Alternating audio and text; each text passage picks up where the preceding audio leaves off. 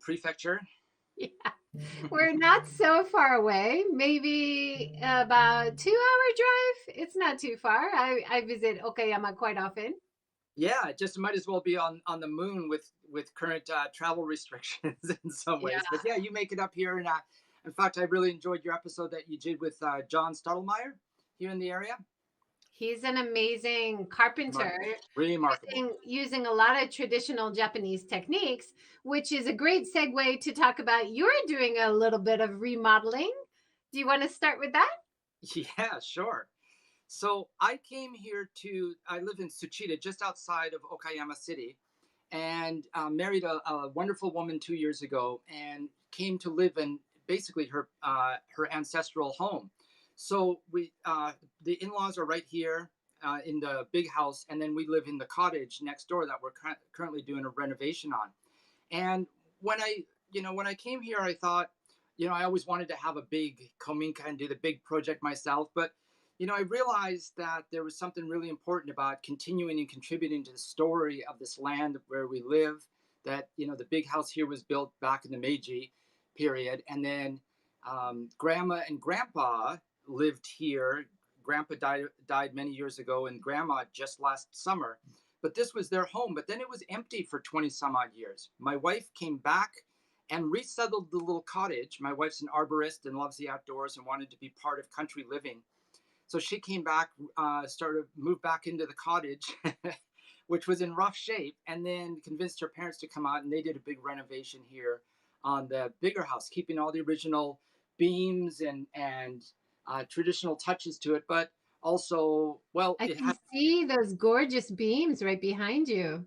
I right. love that you left them exposed. They're gorgeous. Well, I think it's really interesting too, because you can tell that while the house was built really deliberately and strong, it's not these elegant, polished, perfect artisan beams. They were like, all right, this tree will do. Let's get it up there and get this because we got to get back to work. Behind our house used to be a soy sauce factory, and also on the land are my two buildings that I adore. One is my wife's tool shed, and it's filled with chainsaws and ladders and pickaxes and all these things. And then in the back we have my kura barn. And when I moved here, I've been kind of on the road, living out of backpacks and hotels and hospitals for the last bunch of years. And finally, I had a place where I could bring all my creative life archives from Canada and other places and put it all here in this kura. And kura, it's not really a barn, it's not really a granary, it's kind of a storehouse, 18-inch thick mud walls and big open beams, and it's probably the oldest house on the property here. And it's a real treat because it's kind of like a little bit of a sensory deprivation chamber. I can go in there, put on a record, and play with my letters and postcards. But to your original question about the construction project, so the house was a little bit small, and last year we welcomed Ichiro Stanley Thorvald Olson in the middle of all the everything, global health crisis TM. And we realized real quick we need a little bit more space, and this was going to be a forever home. So let's put the work in to add to this house's story. The cottage itself isn't an architectural gem by any means. It's kind of a thrown together Showa era house. But we did a lot of things to bring it up to date, make it cozy, quirky, and efficient, and including things from like a wood stove, a tea ceremony area, opened up the kitchen, and putting in an oven, such luxury. And also doing some other practical things like putting in some insulation and big patio doors so we have airflow going through the whole house, and it connects right into the Naya. So it really makes it into a comfortable place that we can live in for years. That's And awesome. I should, I I should love mention, I I tried to love be your outside to show that to you, but we got some no, rain, and no. the Yeah, we the tile got saw lots of going. rain today, right? Yeah, and it's really the tile saw too, which I just can't I can't really tolerate. I'm a bit delicate. No, no, no problem. I love your story about I'm showing a picture now of your in-laws house. Hmm. And I love the story that you said you decided to remodel the next house and the Kuda because your in-laws were so kind and said you can just move into our house, and you're like, they're 70 years old and they're Japanese, so I don't want to wait 30 years. Yeah, yeah. Yeah, they're both just retired and full of energy and go go go. I call them the teenagers because they're lovey lovey and they're always up to hobbies and activities. And I'm like, yeah, I need a house in 3 months, not 30 years, but thanks, you know. That's awesome. So this is kind of a big part, of course, this remodel, this new life in Okayama. Mhm. Let's move back a little bit. Talk about what you were doing in your career way back in the day and how you've kind of reinvented yourself. And then let's come back to your life now and your art and your postcards and all your projects right now. Is that okay? Yes. Hold on, I better sip some coffee for this. So I found some pictures way back in the day. You were doing Canadian hockey commentary. Is that right?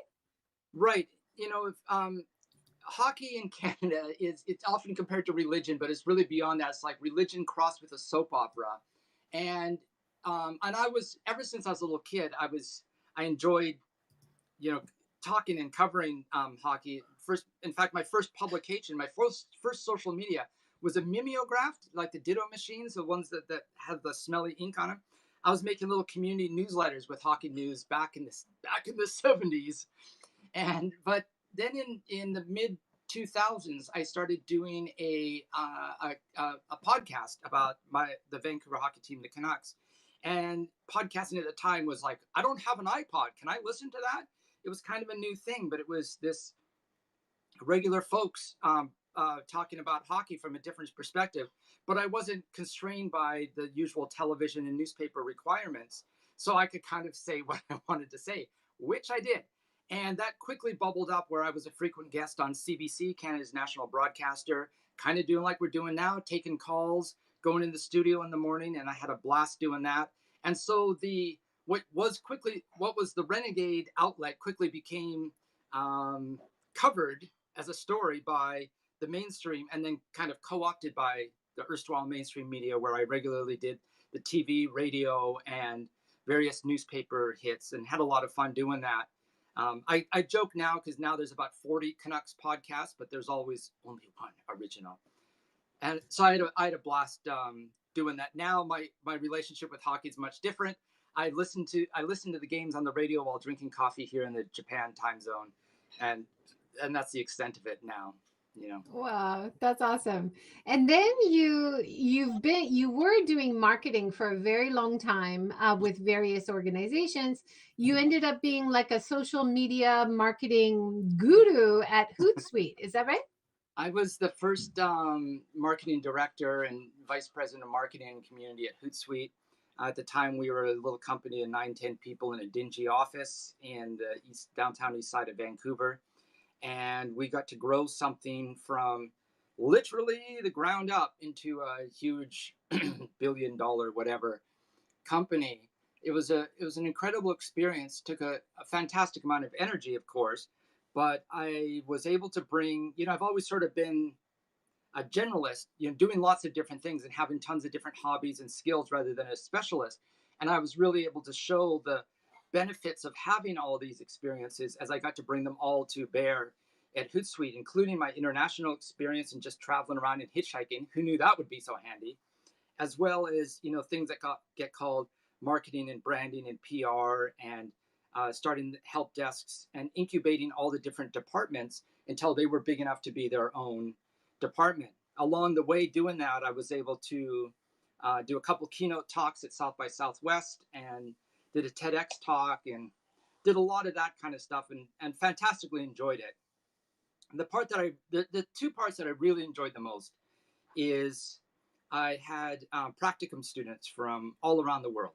Over the course of 4 years, I probably had 63 practicum students coming in from all kinds of different countries, and I would see these 19, 20-year-olds come in, and I could imagine myself when I was 19, 20, hitchhiking around in different countries, long before the internet was a consumer tool, and I was the person there to welcome them and help them get settled in this new adventure of their life. And so that to me was a real pleasure and privilege. And I keep in touch with so many of these folks now who are now onto their careers and families.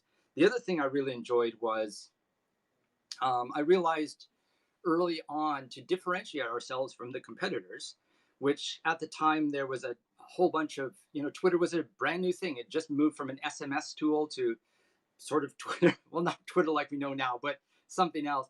And there was all the tools like TweetDeck and Seismic and CoTweet and all these other ones. And I realized that we had a huge competitive advantage if we could go international quickly.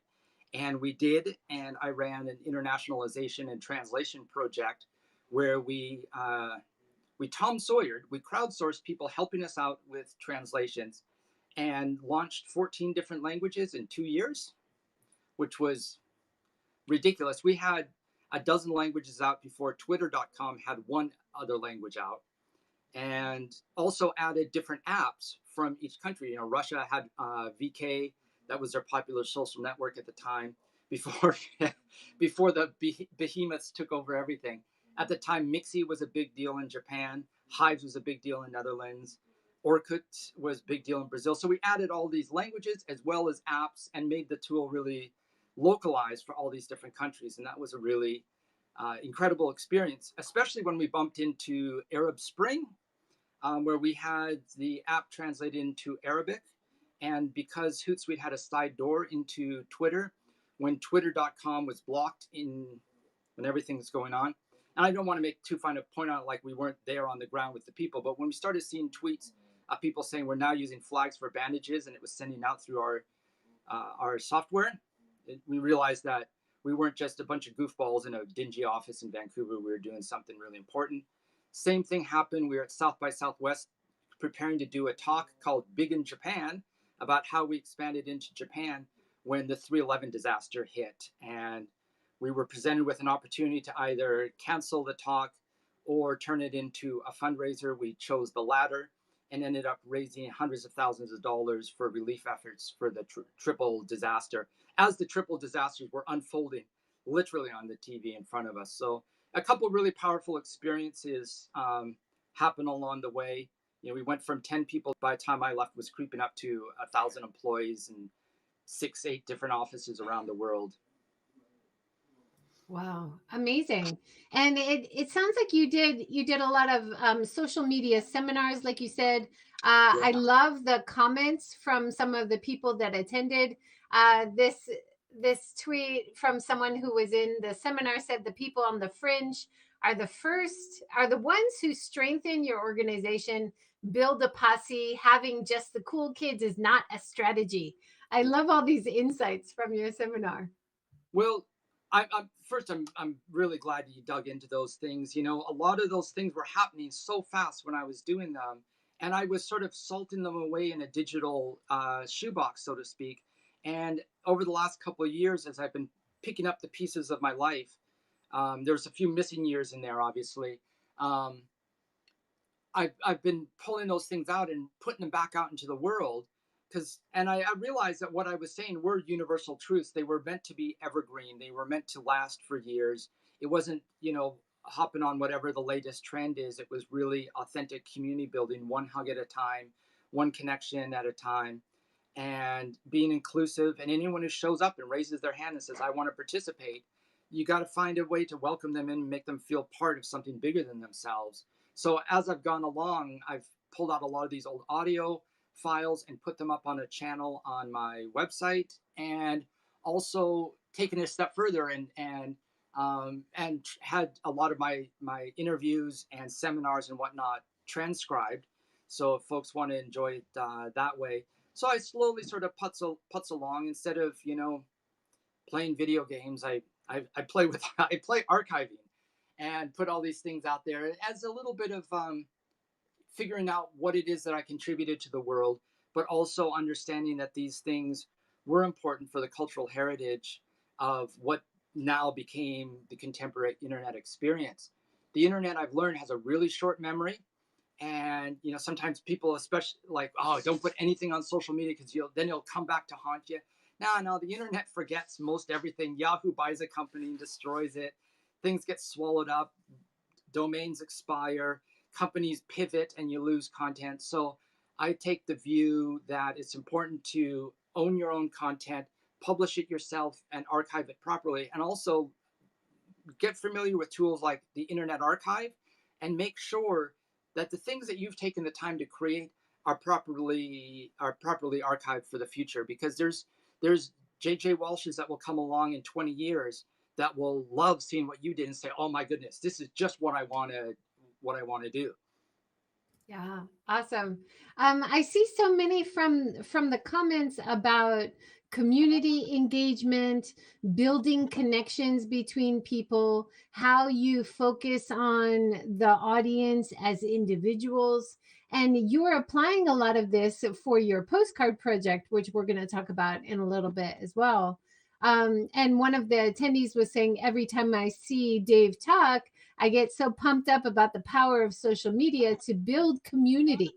Thank you, Dave. So it's different from the normal things that you hear about creating a massive audience and stuff. And have you been able to retain this kind of sense of community in social media as you developed your career, you think? Well, sometimes when life changes drastically, there's people that fall off the boat for sure. But to the bigger question in that about, um, people who want to come along and be part of your community, if you put out the call and said, "We're doing this, we need your help," and then people show up to help or be part of it, and you're like, "Yeah, yeah, whatever, I'm on to the next thing," you've really wasted all that effort. So I'm constantly amazed when brands or influencers, they spend this energy to get people into their world and into their uh, content sphere. People participate, hey, and they ask a question, they give some feedback, they interact, they tell what they're doing, and are routinely ignored. And so I wonder, why are they trying to build this up in the first place? The answer is personal pride and collaborations and sponsor dollars and nonsense like that, because that's ephemeral. If you really love money that much, print it out on your laser printer or something. There's always a way to make money, but community really requires heart and intention and authenticity, which is a word that gets thrown around. Community and authenticity have sort of been watered down as terms. And I don't mean this as a plug at all, but in my archiving project, I put together a talk I did at South by Southwest called Crowdsourcing Community Projects Like Tom Sawyer. And I put it together from crowdsourced materials, from all these tweets and photos and whatnot that people took of the talk, and put that together into a video. There's costume changes, there's a pipe, there's smoking jackets. I'm just going to say that as a plug. But it talks about three big crowdsourcing projects, one around the Vancouver Olympics, one about Phones for Fearless, which was providing mobile phones to folks in a disenfranchised area of Vancouver, and then the Hootsuite Translation Project, which I mentioned earlier. But really looking at the different motivations that people have for joining a community, and how to support them and how to really nurture that.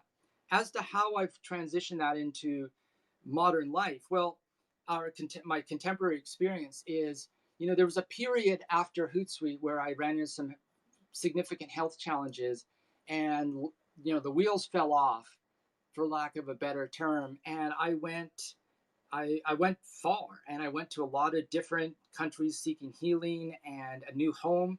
And along the way, I met a lot of people who um, were completely indifferent, or, not like, it was a completely different world than rubbing elbows with well-named .com superstars, soon to be billionaires and influencers or whatever. These people were just out there living their lives, doing things that I found were fantastically interesting. So I invited them into my community, so to speak, by sending them postcards and being interested in their life and amplifying their stories, and just becoming their accidental PR agent for their general awesomeness. They didn't have anything to sell per se. Sometimes maybe they were making music or art or something. But I just, as I followed along my path, I the people I met, I took the time to respect them and learn their stories and find a way that I could contribute to their lives, and that kind of became community in itself. Awesome. I'm showing your homepage screenshot right now. So if people want to see all of these amazing archives and what Dave is up to now, and your whole career, all the videos, everything is laid out in this amazing website. You've done a lot of work. This is a It's great place to send people. when I look at it, I go like, how did I pull that off? But um, you know, I used to have stuff spread over all sorts of different websites, and a friend named Dwayne, who now lives in Spain, which is always fun to say, he gave me a hand and brought a dozen, 2 dozen different sites all into one giant WordPress CMS. And then instead of watching TV, I put things in, I organize things, put things into categories, and have built this out. And I just tools like Face Space or whatever, they'll eventually fade away. Like AOL did or whatever. And you don't own your content, and your content isn't searchable and semantically organized in those situations. And I always had such a hard time finding my own stuff because it was buried on different hard drives. For a long time, I was traveling without a computer and just analog devices and whatnot. And so a lot of the reasons I made this archive was for my own personal benefit, so I could find the things uh, that I created, so I could say, hey, what you really need is, and it's not a plug, but what you really need is uh, so I have a lot of fun making it, but I also have to really be careful with my screen time. With my illness, my eyes fatigue really easy. So it's all about finding that balance. But thank you for taking the time to poke around. It really means Oh, a lot. it's awesome. I recommend it to anybody interested. You've got such a varied and interesting background. How did your interest in postcards and the post boxes, how did that start? Because that's such a main theme of what you're doing now.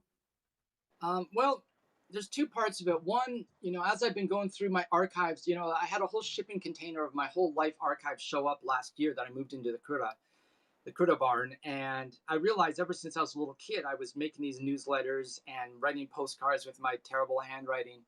And combine that with when I was doing this wandering for, at hospitals and clinics and finding a new home, I, I really just needed to stay offline.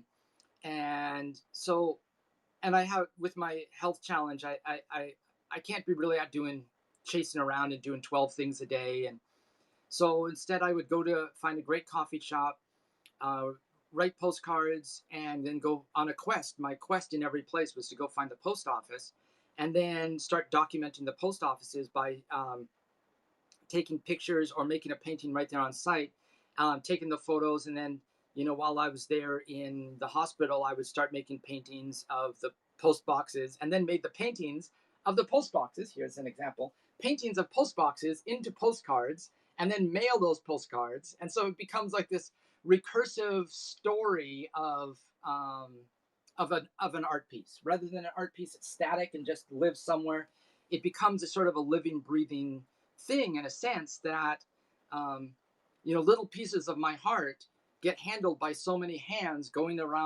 through this magical system of the postal network, and end up with someone else and ends up on their fridge. And I joke that I'm famous on refrigerators all over the world, and I have the evidence, because then people send me the picture of the postcard of the painting of the post boxes that's on their fridge, and then I put those back onto the blog. So it becomes this recursive story, and I have a lot of fun with that. And I think now communication so much is ephemeral in nature.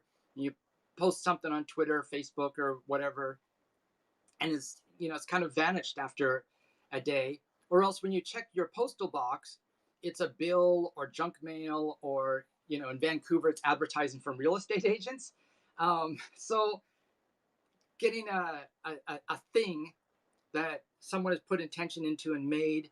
And I love to put on fake stamps on it. I get stamps from other countries just to confuse the situation, put thumbprints on it and fountain pens, and making my own art on the postcards. And I really think that these are something that people can hold on to generationally. Or I hope they don't just use it for Tinder, but if they want to, light your wood stove with it, as well.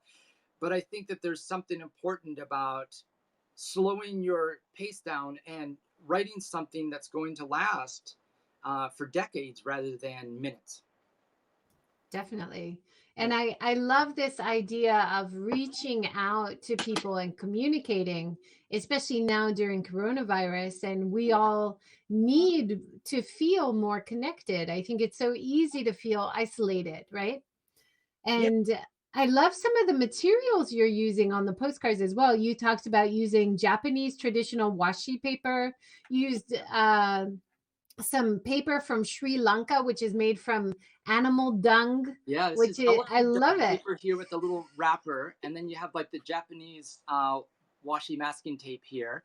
And then I got the ink stamps. I love putting private and confidential stamps on postcards because obviously it's completely not confidential or private in any way.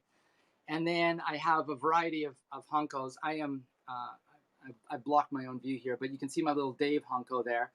And I have a whole variety. Whenever I see one of the 500 yen hanko making machines, I have to make something. So I have baskets of stamps um, and other little ways to decorate these. And then I have the little captions about where they're from. And in this case, and I love buying all the different kinds of paper. In this case, it's watercolor paper doing a series of like the post boxes that I just mentioned. So we have one here from the Vatican. You know, I went to the Vatican. I didn't see the Sistine Chapel, but I sure saw the post office, and there's a cat there too watching us. And then this is in Olympia, Greece. I did see the Olympic ruins for a minute, but mostly hung out at a cafe with some old men drinking ouzo and playing backgammon, and made a picture of the post box while drinking an espresso. Kathmandu, Nepal. Sure, there's the Himalayas, but have you seen the post boxes? And this is Muscat, Oman. And, you know, there's a Portuguese fort up here on the hill. I got a whole set of Arab robes, and I rolled in there and hung out. Well, it was a Sunday, so I couldn't actually go into this post office, but I sure did visit and made a painting of it. And so I amuse myself doing this kind of stuff, but also by spreading them out into the world, it gives me a chance to share my story in a non-usual way, and makes me feel a little bit like Tintin. Do you have a little white snowy dog to follow you around? Dogs are hard with hopping on trains and planes and ships, but my little son, he just came naturally with a little Tintin curl. So, Yeah. but Oh I did dress yeah, up. you've got a new little baby boy. How old is he? He's 1 year old next week. Yeah, he was born right in as things were getting really, really serious here in Japan last year. So it was a real challenge around the time he was born. But from the second he arrived, I said, "We got this, whatever it takes." And so he's just started nursery school because 10 months old. Come on, get a job, kid. And so he's in nursery school in the neighborhood here, and he's a one wonderful. My very favorite part of being his papa is bath time every night here in Japan. It's the tradition for papa to have bath time. It's not stick the kid in the bath and let him play with toys. Bath time is serious. It's when I tell him his family history, talk to him, and tell him all the adventures we're going to have in our life. Nice. I love it. So your pace of life is definitely a lot slower than it was over the years being a big corporate social media marketing guy. Where did the painting and the art and the poetry come from? Have you done that over the years? Yeah, I've kind of always done that. Um, you get sidetracked and distracted, certainly with doing the fast paced corporate game. It was harder to do that. But all along the way, I was always finding some creative outlet. A lot of times I was making podcasts, like when I would go to London on a business trip and have a hard time sleeping, I would wander around, London at 2 in the morning. Well, here we are at Shakespeare's Globe. Well, it's 3 in the morning. We're on London Bridge and it's raining. I better get. And so I made a whole series of these kinds of things. I've always making journals and diaries and notebooks and scrapbooks. I've always loved paper ephemera kind of stuff, ticket stubs and brochures and things that you can just slip into a book. So, and maybe I could share these another time with you, but I have a whole shelf full of scrapbooks, of ephemera from all the different trips that I've done over the years. And instead of buying souvenirs or things, expensive objects, I have all the paper things and I mix them together with narratives, snippets of poetry, and whatnot. I've always made little chapbooks. I worked at a Kinko's for 3 months just so I could use the machines after hours to print out little, you know, chapbooks and scrapbooks and catalogs. And I've always loved scissors and glue. So it kind of came full circle when my life slowed down, which in a strange way with the current public health conundrums and restrictions and whatnot, it's allowed me to sort of share my way of being with a lot of folks who have struggled with being at home because I've had to get used to it the last bunch of years. And how you can keep yourself occupied, but also mentally sharp and be contributing to the human conversation rather than just spacing out and watching, pablum on television. So, the writing and the painting and the poetry and every kind of art and craft is always part of just what I call story making. It's story making is a little bit of a vague term intentionally because it's not about the medium, and it's not just about the message. To remix Marshall McLuhan, it's about both of these all the time in whatever way suits what it is that you have to share, have a desire to share, but also what fits what you want to share, and what your heart tells you. As grand as that sounds, if you have a notion to paint, well, go spend $20, get some stuff and paint and see what comes out. It doesn't have to be, there's no judgment or dialogue that has to go along with it. Float your things out into the world, contribute to the conversation. So it takes a little bit of bravery to do this at first, but it's something that I've practiced my whole life. And now, with having to slow down, it's in a roundabout way, it's given me an opportunity. One, without this weird illness, I wouldn't have met dear Ryoko, and Ichiro obviously wouldn't be here.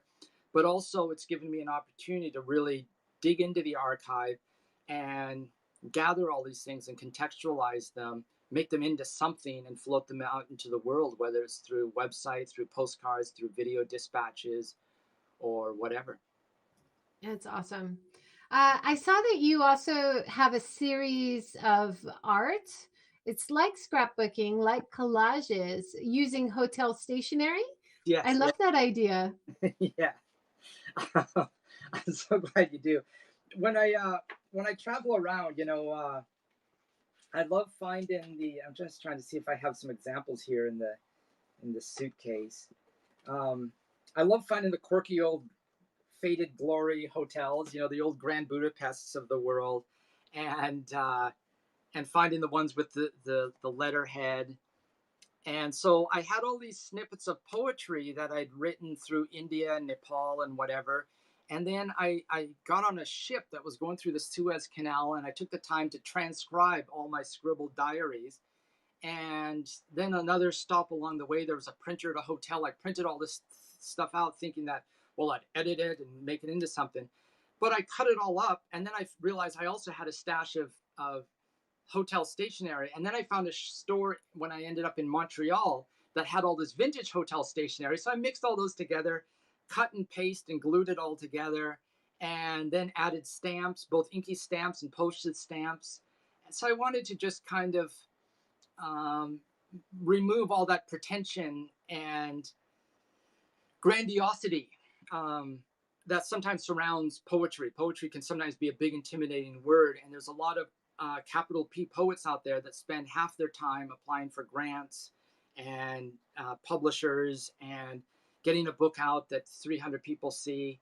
And well, I went back to this kind of punk rock DIY philosophy when we'd, having bands and stuff. We'd make our own flyers and put them up on street poles or grocery store bulletin boards next to the lost cat posters, or just like leave them on buses or whatever. So I did the same thing with these I call them items forgotten. So I imagine the kind of the backstory of them is, sometimes you find that random piece of paper that's left over somewhere, and it's kind of hard to see. Here's some little postcard sized versions of them. So they're kind of ridiculous because this white paper with Arial font, clearly from just some cheap and cheerful inkjet printer, but put on hotel stationery from some hotel that doesn't exist anymore, then mixed in with like, there's my grade 4 science fair first place ribbon. Just mix that in there. Sure, it totally makes sense, right? We got the Empire Motor Hotel and the H&M Hotel here from Warsaw. And again, putting on the inky stamps and the postage stamps. So I That's print out series of awesome. these and again, mail these around the world, put them up Can in you read us some of the poetry from the page? I can't zoom in close enough. I'm actually having a hard time with my eyes right now. Okay. So I'll save that for, we'll save that for another time. I just can't quite focus enough right now. Okay, no problem. But yeah, there's a missed opportunity. But and can I show you a couple other little postcard series since I have them here in the Of kit? course. This is when I was in India. I was staying in an Ayurveda hospital, and life was really tough for me at that point in time, and I needed a creative outlet. And India was fantastically colorful. Where I was in Kerala, the houses are sherbet colored and all just bright and cheerful. And I had this Lomo sardine can spy camera with expired black and white film. So I went out and took pictures like the Chinese fishing nets and the boats in the harbor and the old fish from this old expired film, and they're all fuzzy and grainy and wonderful. And again, it looked like these weird spy photos to me. And I loved mixing those and contrasting those with some other ones I did from India that are oil pastels. I can find them here. I really should have organized, but here we go. But later, so I did the black and white series, and later I went to the train station, an empty train station, made a painting with oil pastels. Outside of the hospital, things were all bright and unbelievably colorful. So it's kind of, these things are really important to me because this kind of shows the beginning of my journey there at the Ayurveda hospital, and then afterwards where I started seeing things in color again. And these were all just done with little notebooks and dollar store art supplies along the way. The Lomo camera is literally made like the size of a sardine can. And I felt like, it's easy to go out in the world with everyone's got a pocket robot camera phone and you can take 1,000 pictures, but it's really what you do with them and how you contextualize those into a story that makes them something special, like I have with my little India bicycle with the urgent stamp, because it's very, very important because it says so right there, urgent. I love it. I love the use of all the Japanese stamps. You've got a Hachiko dog stamp, which I Yeah, love. yeah. And we made a little card for welcome Ichiro into the world, very one day Oh, old. And we have this is a hand carved stamp that my wife did for our wedding. It's a maple leaf, which we use kind of for a symbol because to kind of connect Canada and Japan. And she's an arborist. And this was actually a stamp that was pushed into bizenyaki ceramic sake cups, which went in the gift bag. And then we actually said, we could actually use those as a stamp as well. And then the little note card here. And then every card that we sent out had a different set of stamps on it and was all a little bit customized. And then, decorate the backs of them. And here's a picture from my 50th birthday inside the kura. So it's always like, how do you make a story out of your regular everyday life? And how do you share that story in a way that other people will enjoy and possibly get a bit of inspiration out of? and if anybody's interested as well, from the homepage, I would also recommend Dave's YouTube channel, where you do introduce a lot of your more recent artwork, postcards, and all of the things that we're talking about here, as well as your Buy Me a Coffee page. Can you tell us about your Buy Me a Coffee page? You got some great stuff there. Yeah, well, I send out when I say I send postcards, I mean there's hundreds that go out a year from different post offices around the world, and but I realize I'm spending a colossal amount of money on ink and stamps, which I enjoy. It's like there's a lot of things to save money on in your life. I don't, car payments and fancy watches and TVs. Skip all that stuff, but spend your money on art supplies and stamps. But I hate spending money on printer ink. So I started to buy me a coffee just to pay for some printer ink because I'm a dad now. I got to be responsible, right? So I send out my little sets of postcards from Buy Me a Coffee. You can choose the different sets, or else what's become the really popular thing is the $5 a month, and then I send you a postcard every month, like a handwritten, handmade postcard. Now, the business people out there are going, Dave, you're not making any money on that. And you know what? You're right. But I really enjoy it. And it's a way to invite people into the community again. But I send, it's the Postcards as a Service, PAAS, which is remixing software as a service, my little postcard sets, or else my art dossiers, which I fill up a big envelope with kind of odds and ends of everything that I'm working on. And again, I lose money on every one, but I have a blast going to the post office. The little local post office here in my neighborhood, Shinogoze Post Office, they've gotten well used to me now. Come in with a big stack of things going all over the world, and they've learned that I don't really care about spending over on the stamps, because sometimes the international stamps are the right weight. It's not the cute stamps. I'm like, no, no, no. We need the cute stamps. We need the best stamps. And if I spend an extra 20 yen on it, well, whatever. And so I have a good time there. Really, I take Ichiro to nursery school. I go to the post office and sometimes go to my buddy's goat farm. It's been my universe for the last year and a half. And you know what, I'm all right with that. And when you send things out in the mail, the craziest things happen. You get things back in the mail coming the other way. So the local postal delivery folks are well acquainted with this eccentric foreigner now living in their midst. That's awesome. And aren't Japanese stamps wonderful? Like how they change every season. They have such a variety of like illustration versions, real pictures of rural Japan, traditional Japan, different kinds of sports or performances. I love it. I always buy the interesting ones. And same as you, they always say, oh, international, just print out this generic one. And I'm always like, no, No, no, no, no, no, I want no. the pretty one. Yeah. Yeah. And I collect collections, and I have to be very careful because I start buying stamps and go, oh no, I can't use these. But whenever I start to tell that to myself, I immediately realize that that's the one I need to use and send it out to the people so they can enjoy that little slice of Japanese culture. A lot of times I will, recently they have these really cute ones. They're just a 1 yen stamp, but it has a little teddy bear with a postal worker outfit on. It's like a little postal Kuma-chan. And I buy sheets of those just to seal the envelopes as like a little envelope sealer because they're so cute. And then I take them to the post office and they're like, well, this is already 1 yen on here. We can buy some. I'm like, no. That's just decoration. It's all right. Let's make these envelopes awesome. So now they have a fun time with it. They have a fun time with it as well. One note, you mentioned my YouTube channel. A lot of what's on there is there's a lot of my old lectures, and then I make these ambient train videos. When I'm riding trains in different places, I'll just put a camera on the window, and I find that train noise really relaxing for when I'm writing, for having something in the background. That feeling of being on a train is really satisfying to me. But when the current health situation started, I started doing my Japan cottage musings to kind of tell people some tips and tactics of how they can keep themselves amused and occupied and productive during these times. I figure being a Gen Xer with a disability and a lot of hobbies, I'm made for this moment. And I think some folks have found some inspiration.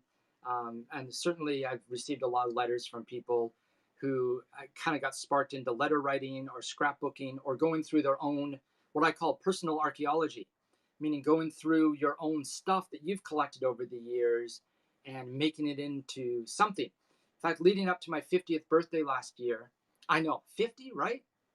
I suddenly had all my old stuff, and a lot of this stuff in most cases gets lost over the years, but in my case I moved so much.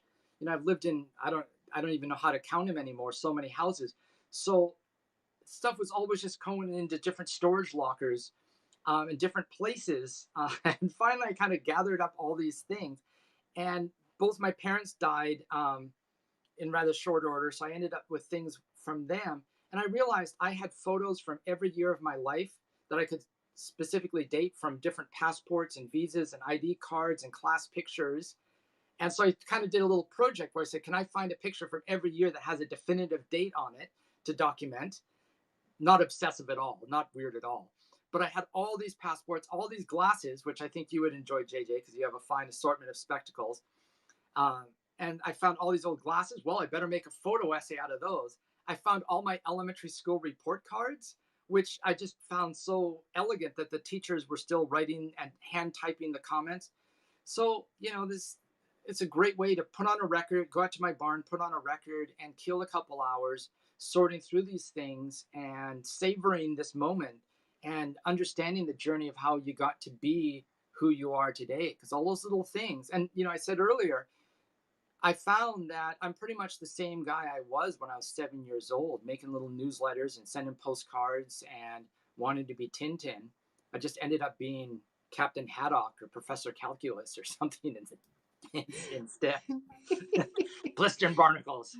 I love it. I love it because how many times, you'll take a trip to somewhere and you'll have a really interesting ticket stub from going in a museum or going up, on a carousel or something. And you want to remember that. Scrapbooking's a great idea, but scrapbooking plus poetry plus in a postcard, I love that concept of you sending a postcard to someone, them putting it on their fridge, taking a photo of it, sending it back to you.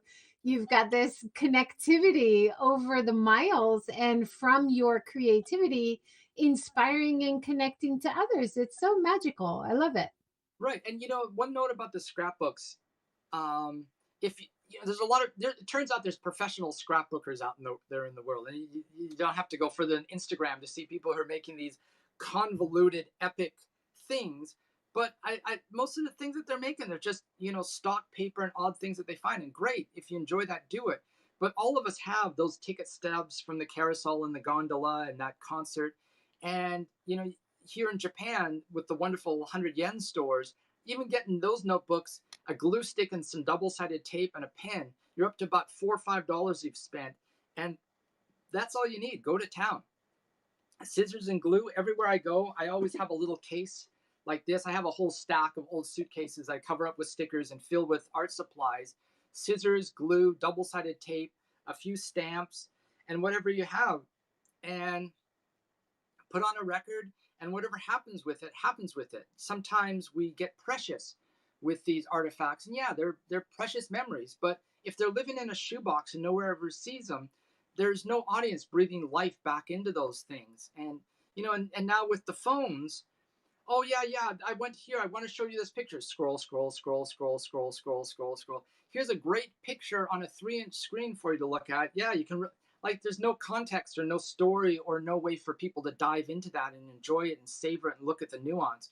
Where this little humble postcard printed here on your regular printer that ends up on someone's fridge, they can look at that every day and they can notice a little bit different part of that. Oh, there's a little flyer there on the wall.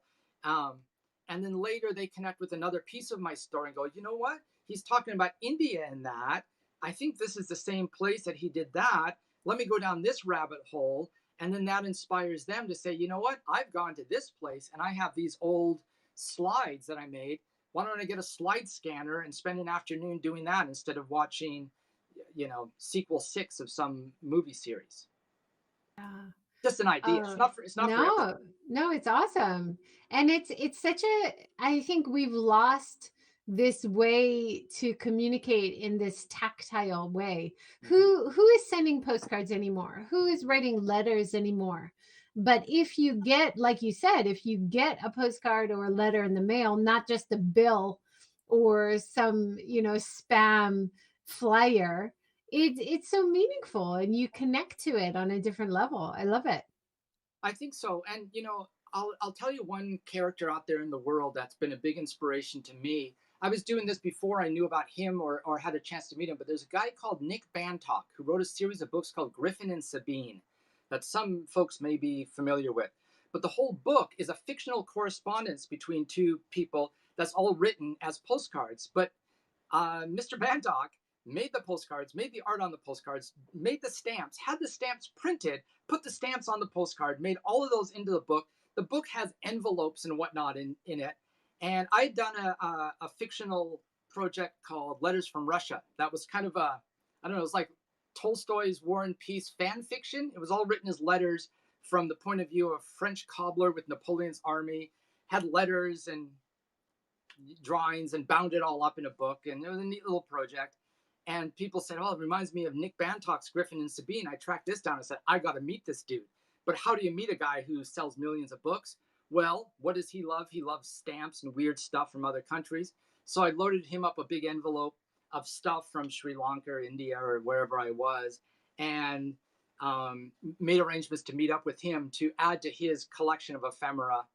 And he's been a huge influence. He's a classically trained fine artist, which I am not, but we all have our different way of approaching all of this. You know, the thing that I have going in my benefit that he doesn't is I've taken the chance and bought one-way tickets to a lot of weird countries, you know, through Micronesia and Arab world and Indian subcontinent and just gone with no plans. And a lot of it was pre-internet days, which I don't know how I'm not quite sure how we did it. But I have this great collection of interesting artifacts from all around the world. But there's other people who have really inspired me, like Nick Bantock, who wrote Griffin and Sabine. Awesome. Is there anything we haven't? Oh, about your house? We've got 9 minutes left. Can you tell us a little bit about your remodel Sure. project? So the cottage, like I said, was a kind of a little thrown together house built in Showa periods in the early 80s. And my in-laws here, my dear in-laws, lived in this where when my wife was born. And they soon thereafter moved to the city, lived in a mansion apartment in Okayama City, and this little house was mostly empty. Grandma still lived here in the big house, but she had some health challenges. Grandpa had died. Grandpa Ichiro, who we kept his memory alive through our son Ichiro's name. So the house was falling into disrepair. Grandpa Ichiro had been a farmer. Grandma wasn't able to carry that on. So everything was kind of a mess. So when Ryoko, my wife, moved back into the cottage, she started to put it back together. But we realized real quick that, well, it wasn't well constructed. It doesn't have the beautiful old bones like the Kura or this house does. It's just kind of slapped together. But it does have some fun, quirky touches to it. And goodness knows we love quirky. So rather than trying to tackle a big new project, because really I do have limitations to what I can do, and my wife works full-time as an arborist. She's out there getting grubby. You know, she drives her own K-truck and comes home. You know, she has a shelf of hard hats. How cool is that? So what we did is we've added a big new room. So we'll have a proper Genkan. And we did a couple of really nice touches, like taking the old sliding doors from this house before remodel and using them on the cottage. So they're kind of Taisho era doors. Same with some windows. So we put in a lot of old kind of Taisho decorative touches. We both love that era because it's kind of West meets East and the Jazz age. And when Japan really opened up and was having a good time for a while, some great literature came from that time before things kind of went to the dark in Japan with the imperialistic times. So a big new room, Genkan, herringbone, raw tile, a little station for Ichiro's school stuff. You come into the house and there's big patio doors that go right into the carport and the Naya. And with the southern breezes that come through our area, because like Hiroshima, our weather here is pretty similar, I suspect, where it gets very hot and humid. So in order to be a little bit more efficient with the heating and cooling of the house, we have big patio doors there that will allow a cross draft through the whole length of the house. The house itself now is very long and thin, where it feels like a sleeper compartment in a train, which I love. So we've called it Tsuchida Cottage. We're starting to call it Tsuchida Station now to kind of reflect that train feeling of it. Plus, with the big patio doors, we'll be able to watch Ichiro and his buddies playing outside. Because I have a hard time getting out and about in the neighborhood, I really want to turn our place here into like where all the kids hang out, and with the carport right there, I figure in a few years I'll be setting up an outdoor movie theater in there, making popcorn for the kids. If the kids all want to come over, and I'll make them, apple and peanut butter snacks, being the quirky foreign dad here, I'll love all of that. And then front room will also have the piano, and we have all kinds of musical instruments scattered around the house because Ichiro will have a band whether he wants to or not. And so I gotta be the guy who makes the flyers and hangs out the merch table. Plus our desks, we have, as you may not be surprised, we have many desks. And then the kitchen was stuck in the back corner of the house as kind of an afterthought. Now and which was really challenging with the baby, because you can't supervise the baby and cook or wash the dishes at the same time safely. So the kitchen now is getting moved into what was once the living room. It'll be all open. There's an oven. Hurrah! 3 burners on the stove. Yes, 3. The tile backsplash just went up yesterday. Great blue tile. Maple flooring all in there to continue with our maple theme. And then a tatami area in that same room for the wife to do tea ceremony. She practices tea ceremony, and we both have an interest, especially her, to introduce this to more than just the silver generation here in Japan. It's important. People have a sense that tea ceremony is all austere and super serious, but really the point is to enjoy tea and enjoy one another's company. So we're setting up an area for that to be a really multifunctional space. Plus, these 2 rooms together, it will allow us to have house concerts and tea parties and other events. It will be a great place for birthday parties. Most of the furniture we've got secondhand or from multi-nai groups, so we've saved a ton of money on that, plus repurposing some of the other fixtures, plus not buying things like a TV. So the maple flooring, last year we put in a new ofuro. I spent a lot of time in the bath. So that's been already redone. We're getting the bedroom tatami rewrapped and new edges on it to just kind of freshen that up. Did some other things to make the house more efficient about double paned windows, putting some insulation in. So really thinking about this house as long term, because this will be Ichiro's house if he wants it. So how do we make this house that's really not an architectural gem? How do we make it interesting and comfortable, cozy, and have some personality? Well, by leaning into the fact that it's built in Showa, has these Taisho touches, renovated in Reiwa, whereas this big house here was built in Meiji and renovated in Heisei. So I like this feeling that we've really covered a lot of the eras of Japan with our land here. In the Kura, right now it's all the power is kind of run on extension cords. There's one power line going out there, but it just was meant to be a storehouse, one little light.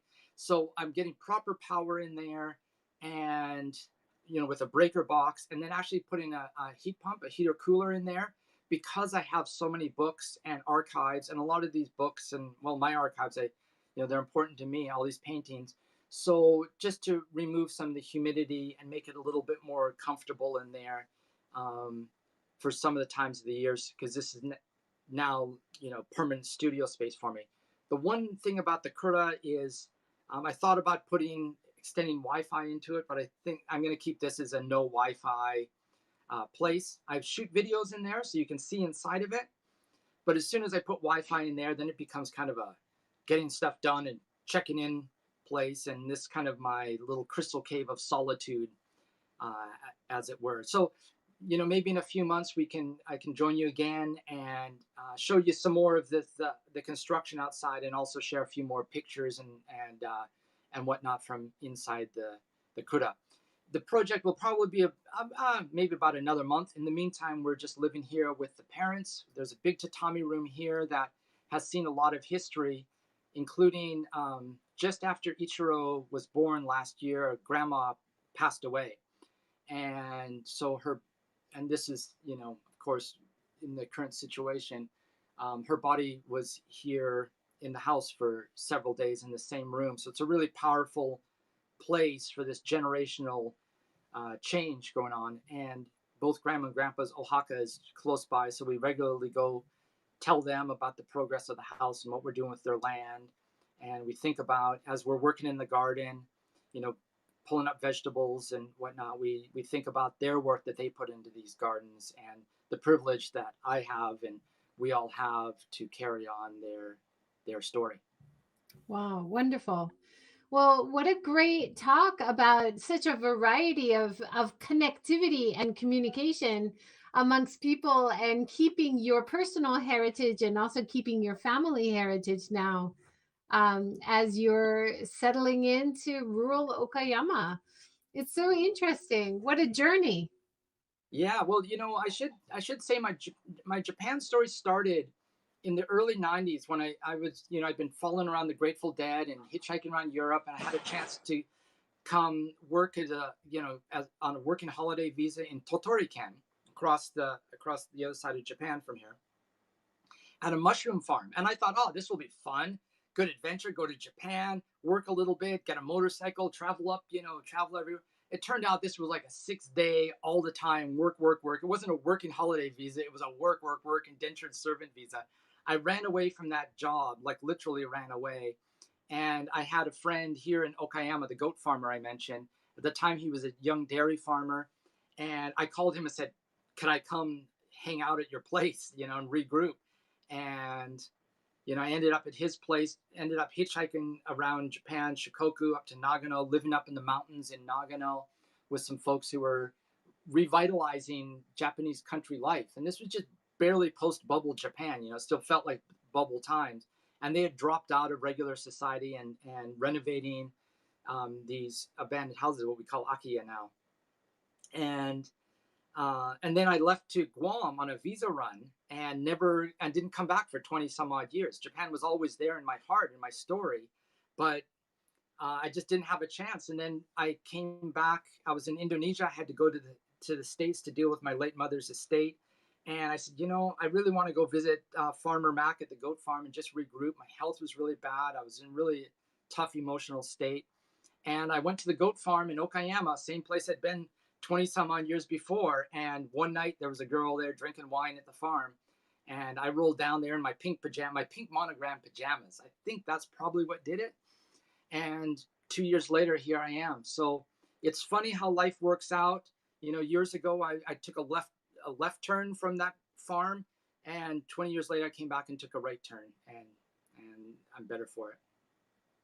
What a story. And a circular life journey that brought you right back to the same place. That's amazing. I love it. Couldn't have predicted it. Well, thank you so much for joining the talk show series. And yeah, when you're further along in your renovation, we'll dive into that topic a little bit more. But I love what you're doing with all the postcards, all the artwork, and the poetry. I'm going to sign up as one of your members on Buy Me a Coffee. So I look forward to that in the mail. I have a great time doing it. It's a lot of joy, and just thinking that, I'm on your refrigerator is like, or in a shoebox or a scrapbook, like what greater honor is there? The Louvre, overrated. Put me on JJWalsh's refrigerator. There's lots of space. I look forward to having you there.